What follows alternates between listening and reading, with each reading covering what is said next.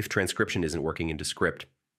Yeah, that can slow down your entire editing process. In this video, I'll show you how to fix it step by step. First, check your internet connection, because transcription in Descript depends on cloud processing. Next, make sure your audio is clear. Poor audio quality or heavy background noise can prevent accurate transcription. Now check your transcription language settings. If the wrong language is selected, the system may fail or give incorrect results. Try re-uploading your file or rerunning the transcription. Yeah, sometimes the process just fails the first time. Make sure you're using the latest version of Descript. Updates often fix transcription bugs. Finally, check your plan limits.